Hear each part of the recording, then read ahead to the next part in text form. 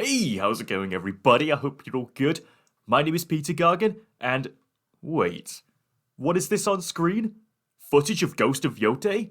But this is a Nintendo channel. What's going on here? I can explain. Okay, joking aside, yes, I, a lifelong Nintendo fanboy, have indeed decided to purchase a PlayStation 5 as an end-of-year treat, instead of the Switch 2, making this the first new console I have bought in over 8 years since the original Switch way back in 2017. Why? Well, let's get into it. If you see this video I uploaded last year, you'd probably already know that I decided to hold off on getting a Switch 2 close to its launch, with reasons varying from having a massive backlog on the Switch 1 making me not feel ready to move on, as well as having a few gripes with the way Nintendo have been handling things that you've probably already heard many others bring attention to time and time again, but I won't go too into it here. Eventually, I came to the conclusion that for the time being, I'm not actually all that interested in Nintendo's current offerings when it comes to upcoming or new releases, and the PS5 has already been out for quite a few years to the point where it has managed to build up quite a decent enough library of games I've been curious to try out. Not to mention the physical disc version being backwards compatible with PS4 discs, which I've not had convenient access to in a long time ever since my brother moved away out of home, since the PS4 was under his ownership.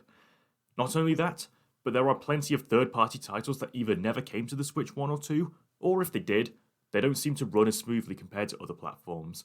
Sure, this is to accommodate for the hybrid nature of those systems, but I never really play in handheld mode anyway, so I figured I might as well play them on PS5 instead going forward, so that I can have that home console gaming experience without the frame rate and resolution being compromised, because after a while it does get a bit noticeable.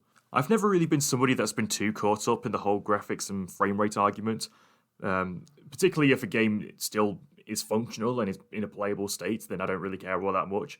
But I think after a few years of the Switch being out, it did start to become a bit noticeable when you compare it to things like the PS4 even.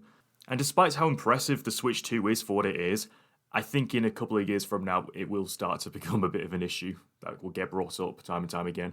While it can be argued that it's not really fair to compare the two, since one has been out for over 5 years and the other isn't even 1 year old yet, and still has a good few years yet to build up a worthy library, but my personal circumstances have provided me with an opportunity to catch up on PlayStation content that I initially missed out on, and with an abundance of second-hand games to pick up that go down in price way more compared to Nintendo games, I'm spoiled for choice. For example, I've always wanted to try out Bloodborne to find out if it's the masterpiece that everyone says it is, and I never got round to finishing God of War 2018 from the brief moments where I did play and enjoy it. Plus, if we were to go even further back, PS2 classics like Dark Chronicle are available to download digitally, a game which I've heard many good things about and looks right up my alley, so I can't wait to get around to it. And it doesn't end there. There's one game in particular coming out later this year that will serve as a momentous occasion in not just gaming, but entertainment media as a whole. Oh, what was it called again? Was it like Superb Robbery Motor 6 or something? Okay, no, but in all seriousness, if Grand Theft Auto 6 doesn't end up getting delayed again for like the 37th time, that means it comes out on my birthday. It's like the universe has been giving me signs to go all in on getting a new console, because let's face it, we're not seeing it come to the Switch 2 anytime soon if GTA 5 never came to the original Switch. I just gotta make sure I can secure a pre-order for whenever they go live, because I've managed to get that whole week booked off from work, so I've got a great opportunity to be there for the day one hype. Maybe even cover it for the channel despite how oversaturated it might be for content.